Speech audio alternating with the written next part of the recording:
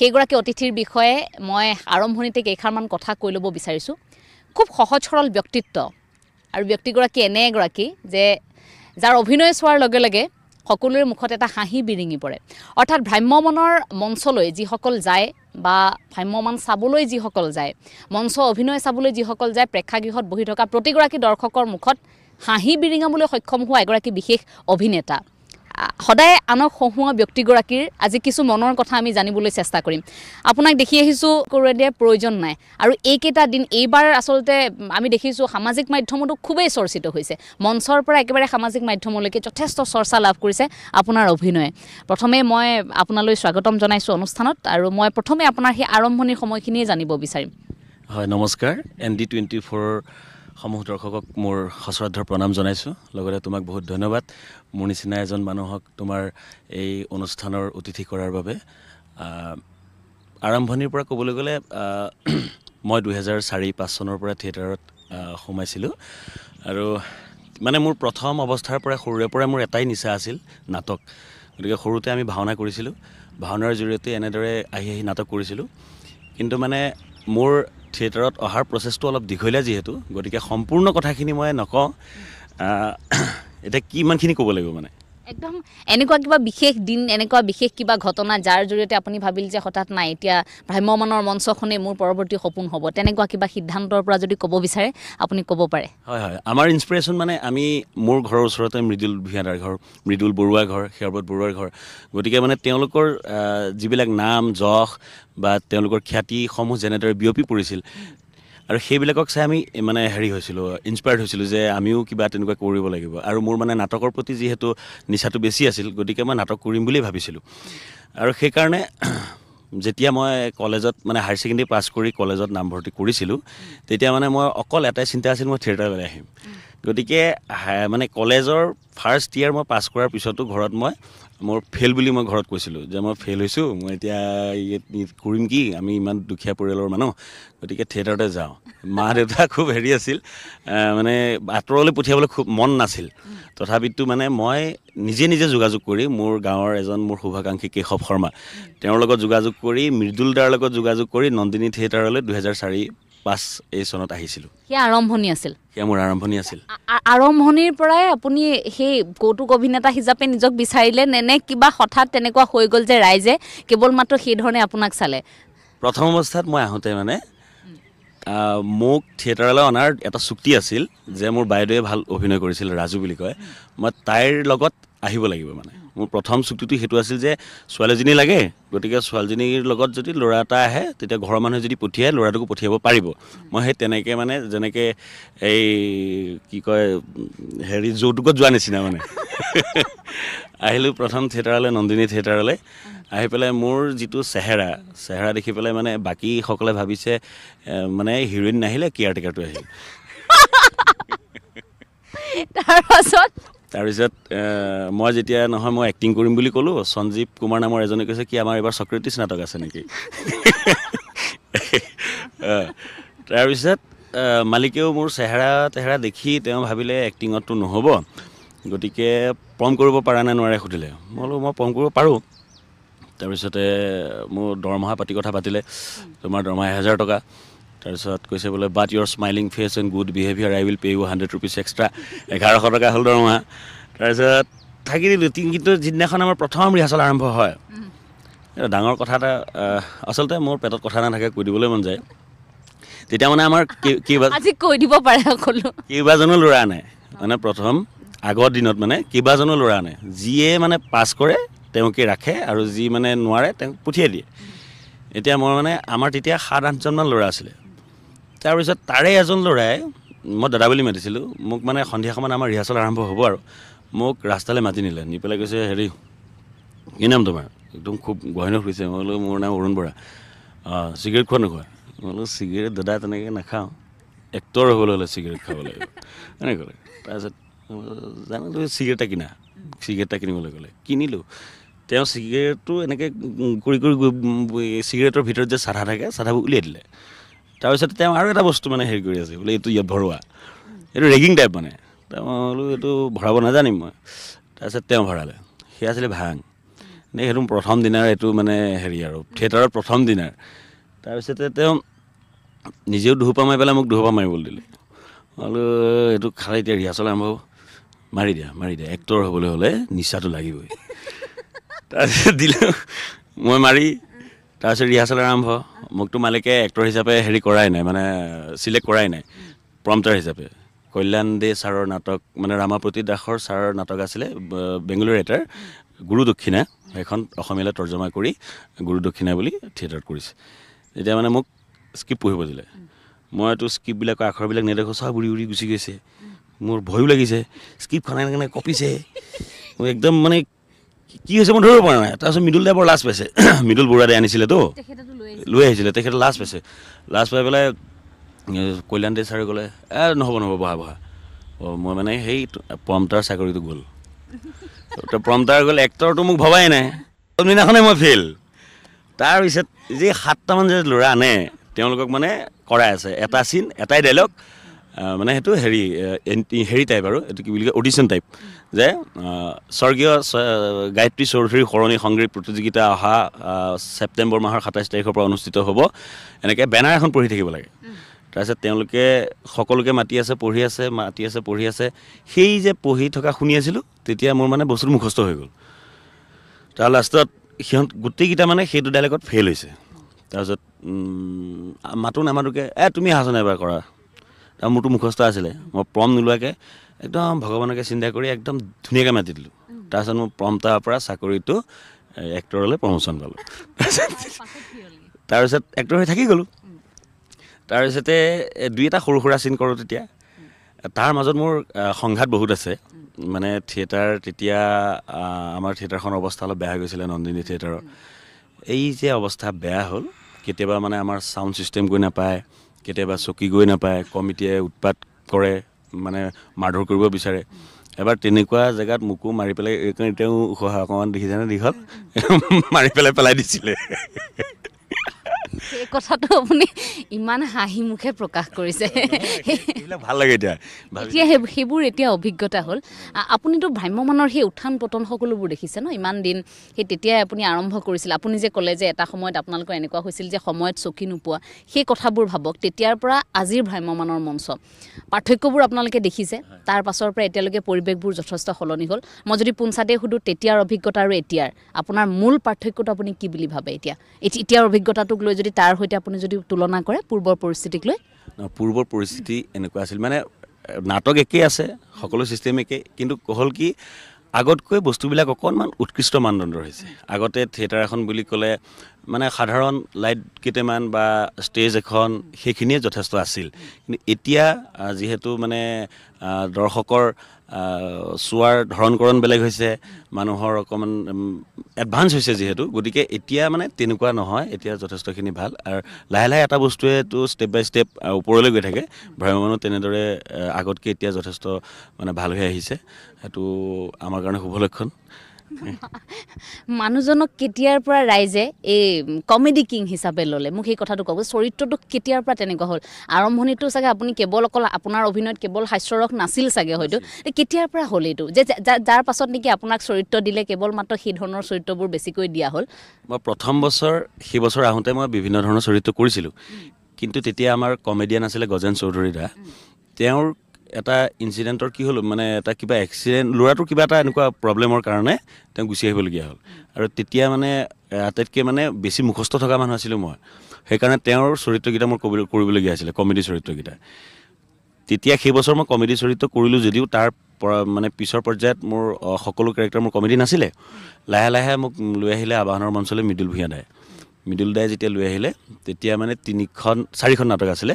4খন নাটকৰ মুনীন বৰুৱাৰ ছাৰ নাটক এখনত মই কমেডি চৰিত্ৰ কৰিছিলোঁ, বাকী 2খনত এখন ভিলেইন টাইপৰ কেৰেক্টাৰে কৰিছিলোঁ। এই যে মুনীন বৰুৱা ছাৰৰ নাটকখনত কমেডি এটা কৰিলোঁ, সেইটো কৃষ্ণৰয় ডাঙৰীয়া মানে পচন্দ কৰি পেলাই তাৰ পিছৰ বছৰৰ পৰা কমেডিয়ান নৰখা হ'ল, মোকে কমেডিয়ান হিচাপে ৰাখিলে। আৰু এতিয়া আমি দেখিছোঁ এইবাৰ খুব ভাল লগা কথা যে এইবাৰ আপুনি শ্ৰেষ্ঠ কমেডিয়ান বঁটাটো পাবলৈ সক্ষম হৈছে নহয় জানো মঞ্চৰ গতিকে ভ্ৰাম্যমানৰ মঞ্চত সেই বঁটাটো আপোনাৰ বাবে বিশেষ ইমান দিন আপুনি কষ্ট কৰিলে আচলতে মই যদি এক কথাত কওঁ যে সেই তেতিয়াৰ পৰা এতিয়ালৈকে যিমান প্ৰচাৰ পাব লাগিছিল সেই অনুপাতে প্ৰচাৰটো কম হৈ আছে প্ৰচাৰ বিমুখ এগৰাকী শিল্পী বুলি ক'লেও হয়তো ভুল কোৱা নহ'ব আৰু কোনোদিন আপুনি নিজৰ প্ৰচাৰো কেতিয়াও বিচৰা নাই সদায় যে মই কথাখিনি যেতিয়া ক'লোঁ যে দাদা মই আপোনাৰ লগত কেইটামান কথা পাতিব বিচাৰোঁ আৰম্ভণিতে তেখেতে এটাই কৈছে যে সেই মোৰ লগতনো তুমি কি কথা পাতিবা মই এনেকৈ কথা কোৱা মানুহ নহয় নহয় আমি অভিনয় কৰা মানুহে তেতিয়াই মোৰ তেখেতৰ প্ৰতি সাংঘাতিক এটা আকৰ্ষণ হৈছে যে ইমান সহজ সৰল নিজৰ উপস্থাপনটো কেতিয়াও বিচৰাই নাই কেৱল কাম কৰি গৈছে যে কেৱল অভিনয় কৰি গৈছে কিন্তু প্ৰচাৰ কেতিয়াও নিবিচাৰে হয়নে কিন্তু তথাপিও মই এই কথাটো জানিব বিচাৰিম আপোনালোকে ইমান কষ্ট কৰি মঞ্চৰ অভিনয় কৰে তাৰ সমান্তৰালকৈ যদি মই কওঁ কেমেৰাৰ সন্মুখত অভিনয় কৰাসকলৰ অৰ্থাৎ চিনেমা হওক ধাৰাবাহিক হওক এইসকলৰ অভিনয় তেওঁলোকে এটা সাধাৰণ গান কৰিলেও যথেষ্ট জনপ্ৰিয়তা লাভ কৰে প্ৰচাৰটো সাংঘাতিক হয় সেই পাৰ্থক্যটো ক'ৰবাত মনত আঘাত দিয়ে নেকি নাই মানে সকলোৰে প্লেটফৰ্মবিলাক বেলেগ বেলেগ এতিয়া আমি ৰাইজৰ ওচৰলৈ যাওঁ মানে আমি এটা পেণ্ডেলত যাওঁ খুব বেছি ৩,০০০ মানুহৰ ওচৰত যাওঁ আৰু টিভিত গ'লেতো প্ৰত্যেক দিনাই প্ৰতিজন শিল্পীৰ প্ৰত্যেকৰ ঘৰে ঘৰে যায় গতিকে তেওঁলোকৰ প্ৰচাৰটো বেছি হ'বই আৰু যিহেতু মই আটাইতকৈ ভাল পোৱা কাম নাটক মানে মই কেমেৰাৰ কাম আচলতে শিকা হ'লে পাৰিলোঁহেঁতেন কিন্তু মানে তেনেদৰে মোৰ সুবিধাও নাপালোঁ কৰিবলৈ যিহেতু তেতিয়াৰ পৰা যেতিয়া VCD দিন আছিলে তেতিয়া আমি থিয়েটাৰতে থাকিলোঁ গতিকে সেই সুবিধাটো নাপালোঁ গতিকে নিচাটো ইয়াত যেতিয়া বেছিকৈ থাকিল গতিকে ইয়াতে থাকি গ'লোঁ ইয়াতে সুখী অভিনয়ৰ নিচা আপোনাৰ আছে গতিকে সেই ক্ষেত্ৰত কেতিয়াবা পাৰ্থক্য ৰাখিছে নেকি যে মই কেৱল মঞ্চ কেমেৰাৰ সন্মুখৰ অভিনয় নকৰোঁ তেনেকুৱা কিবা আছে নেকি নকৰা কথা নাই সুবিধা পালেতো কৰিমেই কিন্তু কথা হ'ল কি মই কেমেৰা কাম বিশেষকৈ নাজানো মই এইবাৰ এখন চিৰিয়েলত মাতি নি পেলাই প্ৰথম অৱস্থাত মোৰতো বুকু ভৰি একদম কঁপনি উঠি গৈছে মানে কি কৰিম এতিয়া ফটকৈ স্ক্ৰিপ্টটো দিলে ডাইলগকেইটা ক'ব লাগে ইমান সোনকালেতো আমাৰ মাথাটো ইমান সোনকালে কাম নকৰে হ'লেও কৰিছিলোঁ তাৰপিছত ৰাইজে ভাল পাইছিলে ভাল হোৱা বুলি কৈছিলে কিন্তু তাৰপিছত আকৌ থিয়েটাৰলৈ গুচি আহিবলগীয়া হ'ল গতিকে এইবাৰ মোৰ নিচাটো লাগিছে কিন্তু আৰু এইবাৰ মই সেইকাৰণে প্ৰণৱ দাহঁতক কৈছোঁ বোলো এইবাৰ এই কেমেৰা কাম পালে মই কৰিম কিন্তু মঞ্চত যে মানুহজনক সকলোৱে ইমান আঁকোৱালি লৈছে সেই কথাখিনিও বৰ ভাল লগা গতিকে মই অকণমান সেই অভিজ্ঞতাখিনি আপোনাৰ পৰা জানিম ভ্ৰাম্যমানৰ মঞ্চৰ কিন্তু তথাপিও মই অকণমান আপোনাৰ এইবাৰ ব্যক্তিগত কথা জানিব বিচাৰিছোঁ আপুনি নাৰায়ণপুৰৰ সন্তান নাৰায়ণপুৰ য'ত আমাৰ মহাপুৰুষ শ্ৰী শ্ৰী মাধৱদেৱৰ জন্মস্থান গতিকে সেই ঠাইৰ আপুনি এগৰাকী সন্তান মই অকণমান ঘৰখনৰ কথা অকণমান পৰিয়ালৰ কথা জানিব বিচাৰিছোঁ সেই গাঁৱৰ ৰাস ভাওনা ভালপোৱা ল'ৰাজন আজি সকলোৰে ঘৰে ঘৰে হাঁহি বিৰিঙাবলৈ সক্ষম হোৱা এজন জ্যেষ্ঠ অভিনেতা হয় মোৰ কোলাই লখিমপুৰ জিলাৰ মাধৱদেৱ জন্মস্থানৰ ওচৰৰ ৰঙাজান মোৰ গাঁওখনৰ নাম আৰু সৰুৰে পৰা আমাৰ গাঁওখনত যিহেতু মাধৱদেৱৰ জন্মস্থানৰ একেবাৰে ওচৰত আমাৰ বিশেষকৈ বৰগীত ভাওনা এইবিলাক অতি মানে সঘনাই হৈ থাকে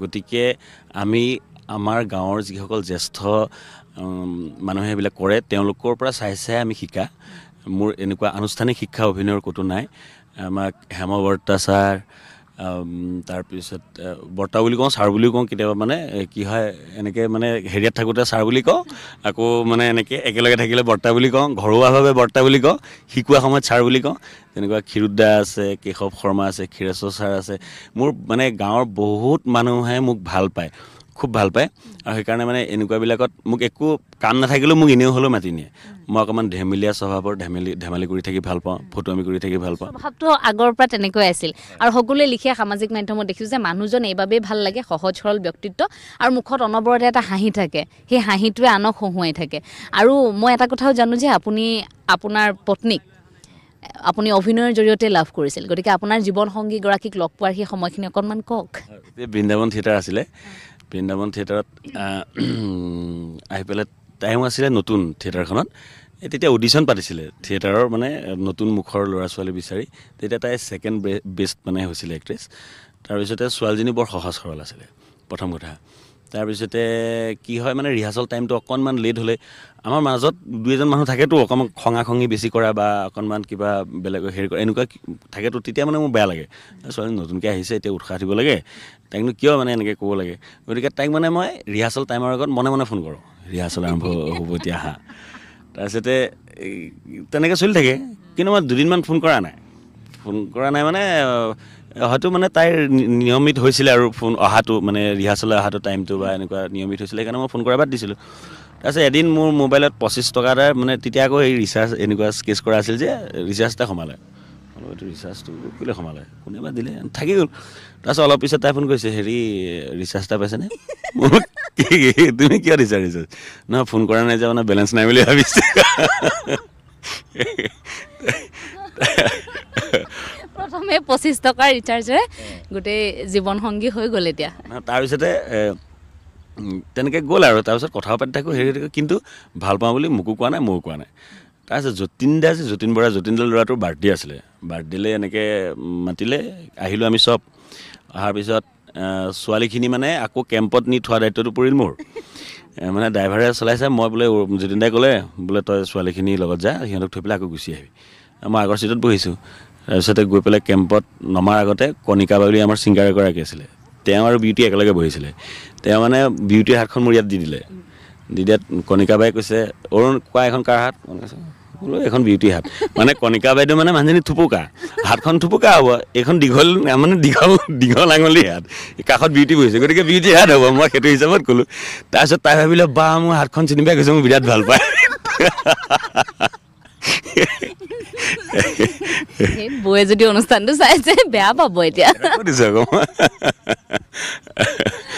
হ'ব মোৰ গাত একো দুখ নাই কৈ যাওক পিছৰখিনি তাৰপিছত তেনেকৈ গৈ লাহে লাহে মানে কি হ'ল কেতিয়াবা খঙাখঙি আৰম্ভ হ'ল মই যদি কাৰোবাৰ লগত কথা পাতোঁ সেইবিলাক দেখিব নোৱাৰা হ'ল বা এইবিলাক তেনেকুৱা মানে যিবিলাক ভাল পালে হয় সেইবিলাক হ'বলৈ ধৰি গৈ ভণ্টি বিয়ালৈ মানে তাৰপিছত মোৰ ভণ্টি বিয়া আছিলে মই আকৌ এনেই মাতিছিলোঁ তাইক বোলো ভণ্টি বিয়া আছে আহিবা তাই সঁচা সঁচিকৈ গ'ল আৰু এনেই মাতিছিলোঁ মানে আহিলেও আহিব নাহিলেও নাই নে এবাৰ এনে কৈছে আৰু এনেকুৱা কৈছোঁ আৰু বিয়া পাতিছোঁ আহিবা তেনেকৈ চবকে মতা যায় আমাৰ তেনেকুৱা হয় কেতিয়াবা কাৰোবাক আমন্ত্ৰণ জনালে আহিলেও আহিব নাহিলেও নাই এনেকুৱাও হয় মনৰ পৰা আপুনি মতা নাছিল ক'তনো আহিব বুলিও ধাৰণা এটা আছিল চাগে হ'লেও এটা কোৱাটো দায়িত্ব গতিকে সেই দায়িত্ব পালন কৰি ক'লোঁ বাবাই মই স্কুটি চলাই পেলাই মই স্কুটি চলাই আছোঁ বিহপুৰীয়াত বজাৰ কৰিবলৈ গৈছোঁ ফোন আহিছে মই ফোনটো ৰিচিভ কৰিছোঁ হেৰি মই আহিলোঁ বিহপুৰীয়াত হ'ব না কেইটা মই দেউতাক কি বুলি কওঁ তাৰপিছত বোলো হেৰি বা এই আমাৰ থিয়েটাৰৰ ছোৱালীজনী এই মাতিছিলোঁ আহিছে বিয়ালৈ বোলে বিয়া এসপ্তাহ আছে আকৌ এতিয়া কেলৈ আহিছে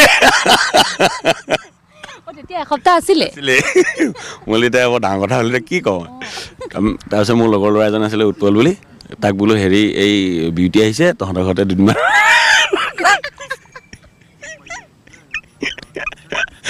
সি বাৰু তেতিয়া বিয়া পতা তাৰপিছতে উৎপলৰ ঘৰৰ লগতে থাকিলে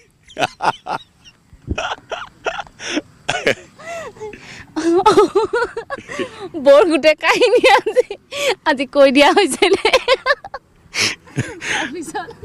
তাৰপিছত তেনেকৈ থাকি তেনেকৈ গৈ বিয়া হ'লগৈ আৰু এতিয়া বৌ কিহত ব্যস্ত বৌ অভিনয়ৰ সৈতে এতিয়া জড়িত মানে থিয়েটাৰত নাই কিন্তু হ'লেও মানে এই তাতে যিবিলাক সাংস্কৃতিক অনুষ্ঠান জাজ কৰে বা স্কুল এখনো আপোনাৰতো কণমানি এগৰাকীও আছে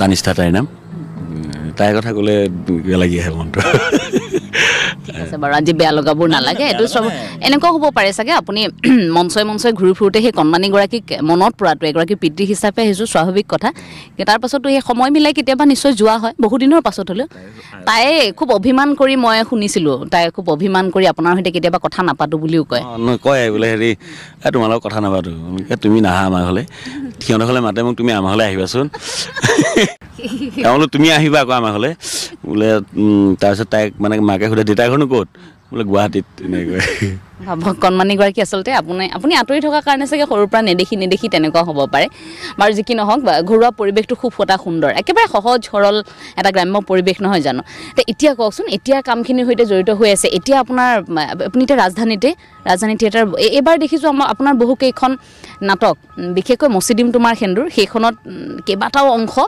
যথেষ্ট ভাইৰেল হৈছে সামাজিক মাধ্যমটো খুলিবই নোৱাৰি আপোনাৰ নাচে ওলাই আছে সেইকেইটা দিন সেইখিনি অভিজ্ঞতাৰ বিষয়ে অকণমান কওক এইবাৰ বিশেষকৈ সেই চৰিত্ৰকেইটা সমাদৰ লাভ কৰা চৰিত্ৰকেইটাৰ বিষয়ে অকণমান কওক হয় মচি দিম তোমাৰ সেন্দুৰ নাটকখনৰ পুলিচৰ এটি চৰিত্ৰ পুলিচ অ'চি কিন্তু মানে কথা হ'ল কি অ'চি হিচাপে ইমানখিনি ফ্ৰীডম নাথাকে কমেডি কৰাৰ কিন্তু মানে কি কোনো দিশত আছেও নাট্যকাৰে তেনেকৈয়ে লিখিছে চৰিত্ৰটো আৰু এই ডান্সটো আচলতে মানে মই ইমান ওলাবলগীয়া ডান্স নাছিল ডান্সটো মৃদুল দা ভৈৰৱ এনেকৈ কেইজনমানৰ আছিলে তাৰপিছতে মোক মানে অভিজিত দাই ক'লে তুমি অকণমান ওলাই দিবা ডান্সটো ভাল লাগিব গানটো অকণমান সেইকাৰণে মৃদুল দাই কৈছে মই নোলাওঁ তই ওলা তাৰপিছত মই বিশেষ মানে ইণ্টাৰেষ্ট নাছিলোঁ গানটোত মই ৰিহাৰ্চেলৰ সময়তো মই নাই মই নোলাওঁ বুলি কৈ পেলাই মই ৰুমত আছোঁ তাৰপিছত কৰিঅ'গ্ৰাফাৰে আছে হেৰি আমাৰ সি মানে জেগা দুটাত হৈ গ'ল বোলে অৰুণ দা আপোনাৰ এই দুটা জেগাতে আপুনি ওলাব কি কয় কৰিব তাৰপিছত মইনো কি কৰিম মইতো নাচিব তেনেকৈ নাজানো তাৰপিছত প্ৰথম দিনাখন যেতিয়া শ্ব' হ'ল ডান্সৰ মোৰ জেগাটো ক'ত বোলে ৰ'ব আপোনাক মই ঠেলি দিম গুচি যাব ঠেলিলৈ গুচি গ'ল কিবা এনেকৈ কৰি দিলোঁ ৰেকৰ্ডিং কৰিলে তাৰপিছত হয়তো চলি আছে সকলোতে সেইধৰণে নাচিছে অকণমান আমি সেই নাচটো দেখুৱাই ল'ব বিচাৰিছোঁ দৰ্শকসকলক যিটো নাচৰ বাবেও তেখেত যথেষ্ট সমাদৰ লাভ কৰিছে অভিনয়ৰ কথাটো ক'বই নালাগে কিন্তু সেই নাচটো বিশেষকৈ এবাৰ সকলোৰে মোবাইল খোলাৰ লগে লগে মূলতঃ আমি সেয়া ৰিলছ আকাৰে হওক বা ভিডিঅ' আকাৰে হওক আমি দেখিবলৈ পাইছোঁ গতিকে আহক দৰ্শকসকল এই মুহূৰ্তত আমি অৰুণ বৰাৰ সেই বিশেষ নাচটো এবাৰ চাই লওঁ